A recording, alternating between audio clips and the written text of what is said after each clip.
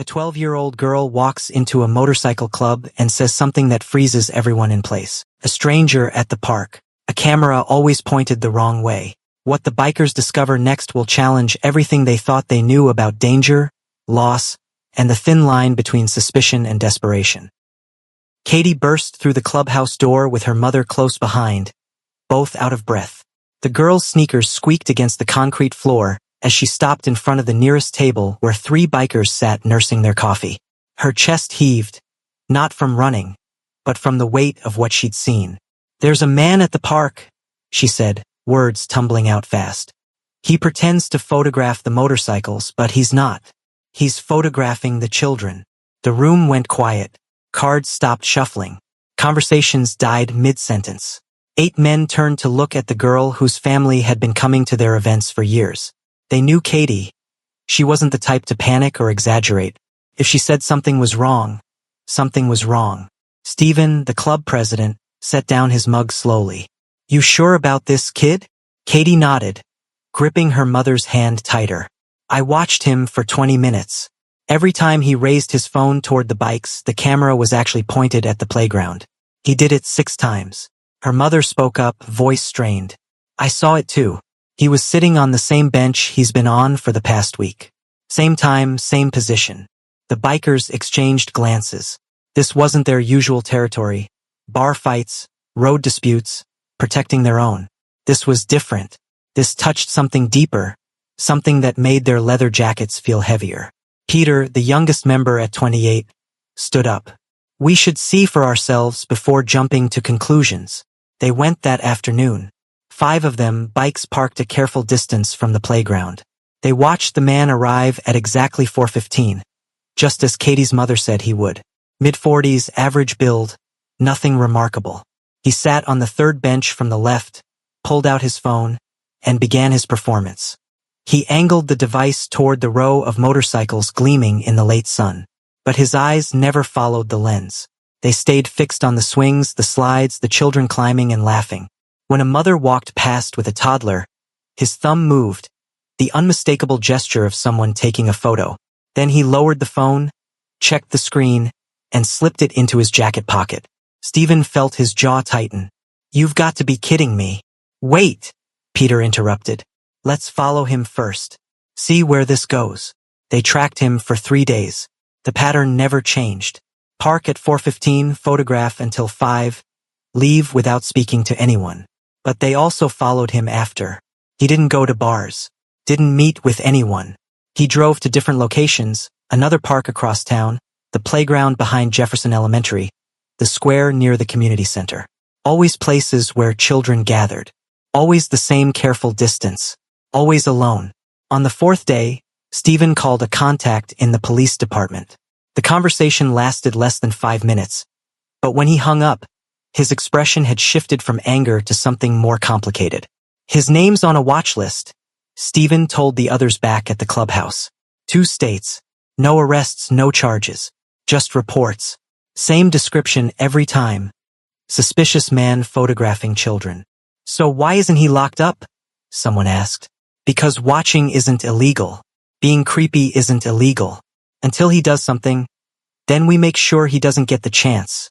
Another member interrupted, fists already clenched, but Peter shook his head. "Or we find out what he's actually doing." The room erupted in disagreement. Half wanted to run him off immediately, put the fear of God and Chrome into him. The other half, led by Peter, argued for caution. What if they were wrong? What if there was more to the story? Stephen raised his hand, silencing everyone. "We do this smart. Peter, you wanted to talk to him? Tomorrow. You get 1 conversation. After that, we decide together." That night, Peter couldn't sleep. He kept thinking about the man's face in those moments at the park. Not predatory, not calculating. Something else. Something that looked almost like grief. He'd seen that expression before, in mirrors and in the faces of brothers who'd lost people they couldn't get back. The next afternoon, Peter walked into the park alone. No leather jacket, no visible club colors. Just jeans and a plain shirt. He sat down on the bench beside the stranger, close enough to matter, far enough not to threaten. Silence settled between them like dust. The man looked at him finally, recognition flickering in his eyes. You're one of them. The motorcycles. Yeah. Are you here to hurt me? Peter studied him carefully. That depends on what you tell me in the next 5 minutes. The man's hands trembled slightly as he set his phone on the bench between them. My name is George, he said quietly. And I know exactly how this looks. George didn't look away. Exhaustion had carved itself into his features, the weight of 6 years visible in every line.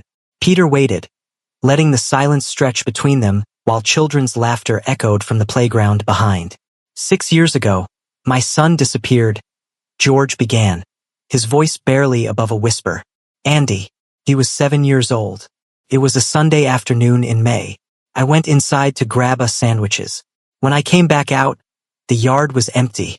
Peter felt the urge to interrupt, to demand details, but George's voice held him still. The police came within 10 minutes. Search parties formed by evening. His face was on every news channel for 2 weeks. They questioned me, my ex-wife, the neighbors, everyone.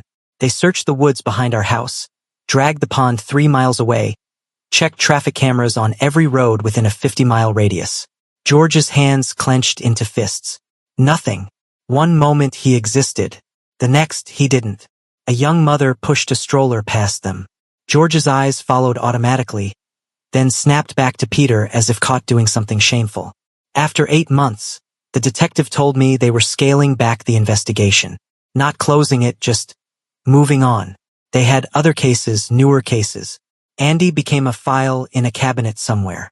His voice cracked. But he's my son. How do you move on from that? Peter leaned back against the bench. You don't. No, you don't. George pulled his phone from his pocket, unlocked it with shaking fingers, and opened his photo gallery. Hundreds of images scrolled past. Children at parks, walking home from school, playing in yards. None of them Andy. At first, I just drove around. Different towns, different states. Looking at playgrounds, hoping maybe someone had taken him and he was out there somewhere. Still alive, still growing up. He stopped on one photo. A boy about 13 with dark hair and a bright smile. I started taking pictures about 3 years ago. This kid, the way he ran, it reminded me so much of Andy. The way his arms pumped when he moved, you know? So I took a photo to look at later, to compare with the only picture I have left of my son. George swiped to another app and pulled up a single image. A 7-year-old boy with a crooked smile and a small scar on his left wrist.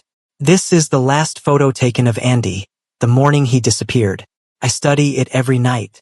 The shape of his face, his expressions, trying to imagine how he'd look now at 13. Sometimes I see him in other kids. The angle of a jaw. The way someone laughs. It's probably crazy. It's not crazy, Peter said quietly. It's desperate. There's a difference. Is there? George's eyes finally met his. I know what people see when they look at me. I know what I've become. The police have questioned me twice in the last year alone. Different cities, same reason. Someone reported a strange man taking photos of kids. I tried to explain, but how do you explain this without sounding exactly like what they're afraid of? Peter thought about the conversation back at the clubhouse, the anger, the immediate assumption of guilt. He thought about Katie's frightened face and her mother's protective stance. George wasn't wrong about how he appeared. Why don't you stop? Peter asked. I did. Twice. George's laugh was bitter. Each time lasted about a month. Then I'd be driving past a school and see a boy with dark hair getting on a bus. And I'd think, what if that's him? What if I just drove away from my own son because I was too afraid of what strangers might think? So I'd start again. Take one photo. Then another. And another. A soccer ball rolled toward their bench. A girl about 9 ran over to retrieve it, glancing nervously at the 2 men. George immediately looked down at his hands, making himself smaller. The girl grabbed her ball and hurried back to her friends. That's why I sit far away now, George said. Why I don't ever approach them or speak to them. I'm not here to hurt anyone. I'm just here because I don't know where else to look. Peter watched him carefully, searching for any sign of deception. Any hint that this story was a cover for something darker.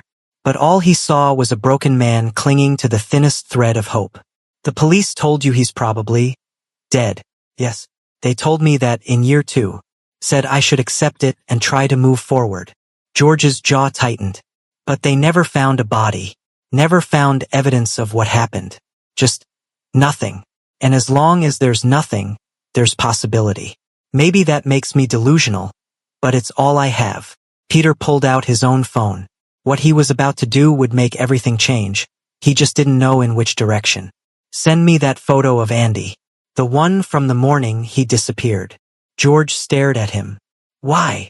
Because you're right about one thing, you can't keep searching like this. But maybe you don't have to search alone anymore. The clubhouse meeting that night lasted 3 hours. Peter stood at the front, George's story laid out like evidence at a trial. Some members remained skeptical. Years of dealing with liars had taught them to question everything. Others saw what Peter saw. A father trapped in an impossible situation, doing the only thing he could think of to keep searching. Stephen finally broke the stalemate. We vote. Help him search the right way, or tell him to stop and move on. Show of hands. More hands went up than stayed down. Not everyone agreed, but enough did. Then we do this smart, Stephen said, looking directly at George, who sat quietly in the corner. No more parks. No more photos of random kids. You give us that picture of Andy, and we spread it through our network. We know people in places the police never think to look. George's voice was hoarse. Why would you do this for me? Because we know what it's like to search for something that might not exist, Peter answered. And because you need help. They started small. Each club member took a copy of Andy's photo. Some printed, some digital. They didn't make a spectacle of it, didn't plaster telephone poles or organize press conferences. Instead, they rode their regular routes and asked quiet questions. Gas station attendants, diner waitresses, mechanics in small-town shops who'd been fixing bikes since before the internet existed. Most people looked at the photo, shook their heads, and went back to their work. But a few lingered, studied the image longer than necessary, said things like maybe or there was a kid a few years back before trailing off into uncertainty. George stopped going to the park entirely. On weekends, he rode with the club, wearing a borrowed leather vest that felt strange across his shoulders. The other members taught him hand signals, road etiquette, the unspoken language of riders who trusted each other with their lives at 70 miles per hour. George discovered he was learning to share the weight of his grief. Katie and her mother joined several of the rides. The girl had appointed herself an unofficial investigator, her sharp eyes scanning faces in every town they passed through. She carried her own copy of Andy's photo in her jacket pocket, showing it to other kids at rest stops, asking if they'd seen him. Most hadn't, but Katie never stopped asking. Weeks passed before anyone remembered seeing a face like Andy's. An elderly man at a farmer's market in a town called Millbrook studied the photo for nearly a minute before speaking. There was a boy looked like this maybe 4 years ago. Saw him at the feed store with a man I didn't recognize. Thought it was odd because the man kept calling him by different names. First Michael, then something else. Kids seemed confused. Stephen took down every detail. The feed store had closed 2 years prior, but they tracked down the former owner. He remembered the incident vaguely but couldn't provide anything concrete. Still, it was more than they'd had before. It was possibility. The second lead came from an unexpected source. One of the club members knew someone who worked with deactivated shelter records, places that had closed down due to funding cuts or mismanagement. Buried in the files of a shelter 3 states over was a note from 6 years ago. Unidentified boy, approximately 7 years old, brought in with fever and minor injuries. No ID, no missing person reports matching his description in that region. Released after 4 days to someone claiming to be a relative. George's hands shook when he read the report. The timing matches. 2 weeks after Andy disappeared. Could be coincidence, Stephen warned. Could be a different kid entirely. Or it could be him. They made copies of the report, added it to their growing file. The search had structure now, direction. Every weekend meant new roads, new towns, new questions. George learned the rhythm of it. The long stretches of highway where hope and doubt battled in his chest. The moments of connection when someone actually stopped to help. The crushing disappointment when leads evaporated like morning fog. As summer deepened, they planned their longest ride yet. Days on the road through a neighboring state, hitting smaller towns the police databases had likely overlooked. Katie convinced her mother to let her join, arguing that kids notice things adults missed. The group rolled out on a Friday morning, 12 bikes strong, Andy's photo in every pocket. They stopped for gas in a town so small it barely registered on maps. The station looked like it hadn't been updated since the 80s, single pump, handwritten price signs, an attendant who moved with the careful slowness of someone past retirement age. Peter showed him the photo out of habit, expecting another dead end. The old man held it close to his face, squinting. Then his expression shifted. "Ha! You recognize him?" Peter's heart rate kicked up. "Maybe. There's a boy helps out at the elementary school couple blocks from here. Does odd jobs, yard work. I see him sometimes when I drive past." The attendant handed back the photo. "Something about the eyes reminded me of him, is all. Could be nothing." Peter texted the group immediately. Within 20 minutes, George pulled up on his bike, face pale with anticipation and terror. Katie and her mother arrived minutes later. They stood in the gas station parking lot, a strange assembly of leather and denim and desperate hope. "The school's that way," the attendant pointed. "Can't miss it. Old brick building with a blue roof." They walked the 2 blocks together, nobody speaking. George's breathing was audible, sharp, and irregular. When the school came into view, weathered and tired looking against the afternoon sky, he stopped completely. "What if it's not him?" His voice broke. "What if I get close and it's just another kid who happens to look similar?" Peter put a hand on his shoulder. "Then we keep looking." "But George, what if it is him?" They moved forward as a group, engines silent behind them, hope carried on shoulders that had learned to bear much heavier weights. The schoolyard held one figure. A boy pushed a broom across cracked pavement, gathering fallen leaves into small piles. He wore jeans too short at the ankles, dark hair falling across his forehead as he worked. George, Peter, Katie, and her mother moved closer, their footsteps quiet on the dusty ground. The boy didn't notice them at first. He tilted his head slightly when a bird called from a nearby tree, and George's breath caught audibly. Andy used to do that, pause and listen to birds like he was trying to decode their language. Peter noticed it at the same moment George did. When the boy reached up to wipe sweat from his forehead, his left sleeve pulled back, revealing a thin white scar across his wrist. The exact scar described in the missing person report, from a bicycle accident the summer before Andy disappeared. George moved forward, then stumbled. His legs nearly gave out. Peter caught his arm, steadying him. The boy finally looked up, noticing the strangers. He looked curious, cautious. The broom leaned against the wall. "Can I help you folks?" His voice had the flat accent of someone who'd grown up in this region. Nothing like the slight southern lilt Andy had inherited from George's ex-wife. George opened his mouth, but no sound came out. He tried again. "Is your name Andy?" The boy frowned. "No, sir. My name's Marty." The words landed wrong. George's face crumpled, and for a moment it seemed like 6 years of searching had just collapsed into this single, devastating mistake. They'd found the wrong boy in the wrong place. The school door opened. A woman in her 50s rushed out, alarm written across her weathered face. She took in the scene quickly. Motorcycles in the distance. Strangers surrounding the boy. A man whose face showed everything. "What's going on here?" "Marty, come inside." "Wait," Peter said, palms up. "Please, we're not here to cause trouble. We're looking for a missing child, and we thought—" "You thought wrong." The woman stepped between them and the boy. But then she saw George's face. Really saw it. And something in her expression softened slightly. "You're the father?" George could only nod. She looked at the boy, then back at George, and her shoulders sagged as if a weight she'd been carrying for years had suddenly become unbearable. "You should come inside. All of you." The school office was cramped and outdated, filled with filing cabinets. Nobody sat. Marty stood near the window watching the bikers. Katie stayed close, smiling. "My name is Helen," the woman began, her voice tired. "I work here as a custodian and assistant. Marty helps me after school."